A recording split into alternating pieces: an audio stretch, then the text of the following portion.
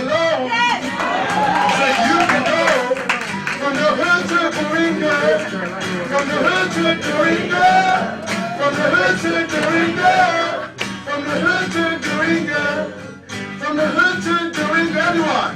From the hood to the ringer, from the hood to the ringer, from the hood to the ringer, from the hood to the ringer, from the hood to the ringer, from the hood to the ringer, from the hood to the ringer.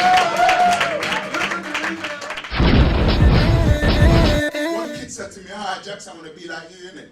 I want to have a pot belly just like you. I was like, right. The next day I was running 6 miles every Saturday. As of January this year, I had to give away half of my clothes because I've gone from a 42 waist to a 38 waist. I am now 14 stones as I stand before you. Yeah? I was not talking, I did it because all I needed was where? Within me. Raise your heart and just put it behind you and put it in your heart and say, all I need is within me now. All I need is within me now. Or say it like you mean it. All I need is within me now. When things are going tough, what have you got to say? Go. All I need is within me now. When that little voice tells you that it's going to be too difficult. All I need is within me now. Even when family tell you, well, are you sure it's going to work? All I need is within me now. But you don't have the money though. All I need is within me now. Yeah, but it's cold outside. All I need is within me now. So watch these people. Yeah? It's Oprah, Spike Lee, big up Adele. These are some of my role models. Have you noticed that it's not just black people on the screen? We need to stop telling our young people, we need some more black role models. Shut up! What more role models do you have? There's a black man in a White House in America. Yes. What more do you want? It's not about more role models, it's about you looking for the answers and following the answers. We can tell by your persona, the wording that you use. You have to go in there confident, not arrogant, but confident. Like, if you take me, I will turn this business around. And on top of that, I will learn everything that you need me to learn, so that you're still humble at the same time. So I went in and I spoke, and it was a 7-round interview. On the 8th round, they said to me, you got the job. I was the only black young person in the whole department. So they treated me like whatever, like just throw me to the side. In the long run, just recently I was given a project to run, and I ran the project, and I smashed their profit margin by 50%, which beat all B-Star history. And then on top of that, I pushed this project even further, and I smashed it by a total 100%, meaning that now I must go down in the history of this company. So, and then after that, the directors were like, we want to give you this, want to give you that, and I said, nah, the ball's in my court now. I don't know what I want to do in life, but I'm going to work for you guys while I'm here. So what I want part-time, I want a bonus, and I want a pay rise while I'm finding my way. Because you need me now. It's not now that I need you, because I can leave and go to Virgin, BT, wherever I need to go in life. So they were like, cool. I got all my offers unconditionally. I'm now going to Cambridge University, studying social. And I just feel like it's important for for all of our young people to know that, just like Esther was saying, what you're defined by is not what title is given to you, not what you've attained. That's what I was trying to tell my friend earlier today, actually, because she feels like she wants to drop out of school. A lot of stuff is getting on top for her. I just want to push the message that there is so much in you that no one else knows about. It's up to you to tap into. Yeah. So, yeah, that's the message I want to leave with you.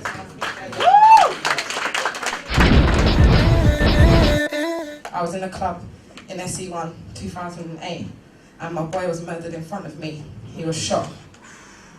And that was when, and he's from Brixton, that was when it became real, because I didn't even watch horrors. As bad as I was, I didn't watch horrors, I didn't like blood. So when I saw him lying there, and obviously people had told me, stop hanging with these people, and I didn't listen. And I had to witness him, blood coming out his mouth, his ear saying, don't let him die, but he died. And his mother screamed, and at the graveside his son say, where's my dad, not knowing that it's his dad in the grave. So for all you girls who are entertaining these road guys, who are doing things, because right now these road guys think they're smart. They're coming after you working girls. Don't get this thing twisted.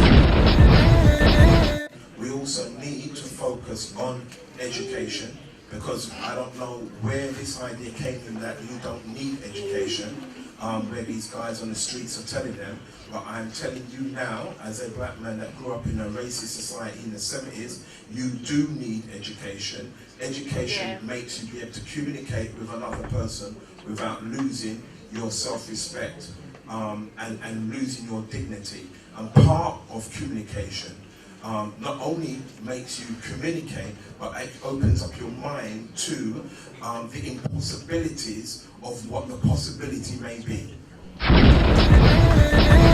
We have to invest in our future, and I think today is a start. It's an investment in our future, and to see that our young people are saying, yes, crime doesn't pay. We're moving away from that, and we're doing good. We're going to do apprenticeship. We're going to come to your program. We're doing different stuff. As counsellors, we have we mentor some young people. I've got several people that I mentor. So if they want to get involved in politics, there's a step for them, whether they want to study politics or they just want to follow us, join the parties and become a councillor later on. It's there for them, because from 18 years old they can become a councillor. So we'll be there to say to them, there's a way. If you want to be a politician, the doors is wide open. Just let us know. You can come around with us, see what we do, and see if you're interested. And do you get many young people coming up and asking you, how do I get into politics? God, I've got them queuing up right now. It's like, I said to them, somebody can follow, I have some of them, they follow me around and so on. But it's like a queue, so you have to say to them, it's just take one at a time, not the one for the whole week, because there's just a long list of ones who want to do it with you. I find it really interesting actually. I went to 2 workshops and both really inspiring. People telling us about their experiences, and yeah, it's very eye-opening. Which workshop did you attend first? I went to the success workshop, so how to become successful. So tell me how you got on with that. Well, they had a guest speaker called Esther, and she told us like how she managed to get from such a really low point in her life to one of the most successful 25-year-olds there is. And she told us about making business plans and just getting everything sorted, having to sit down and actually do the work, and there's no get rich quick kind of thing. It's good to have a place where the youth can actually say positive things and be able to say, okay, I've done this, and it's inspirational. So it's been a good day in that aspect. And it's nice to be around the young ones and be able to see their side. Obviously we used to be young ourselves. We're still young now, but when we're talking about 13 to 16, it's nice to see what they're going through in this time of age right now. Because it's funny, it's like, the funniest thing about it is that every single person, like even from when we was young, at their age, I've kind of go through the same things. Like it's all repetitive, but it's like it's good to be able to be here to tell them, listen, I'm just like you. Like don't do what I did, do a different way. You know what I'm saying? Learn from my mistakes. Yeah, definitely.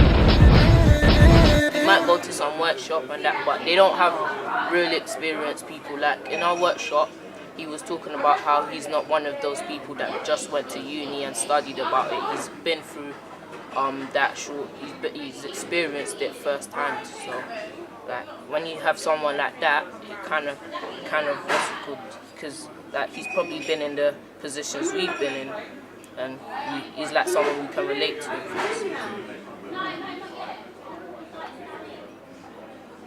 How important is it to hear those words?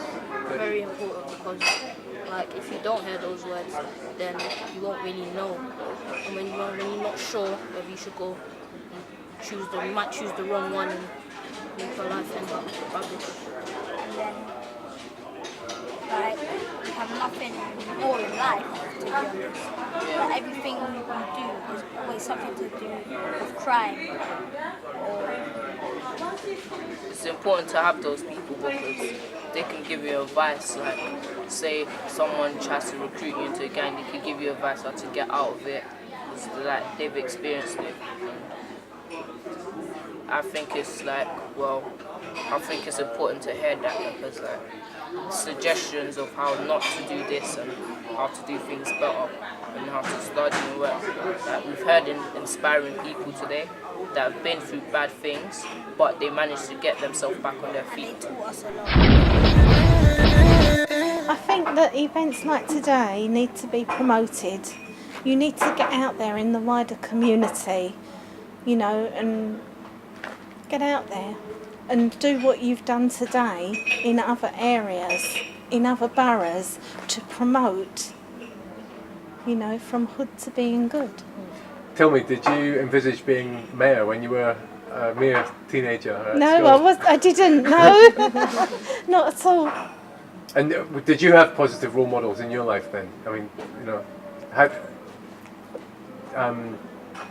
when you were a young person, how did the people around you influence your life?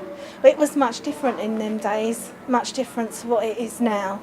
And as I said, I think that you need to promote this event right across the boroughs.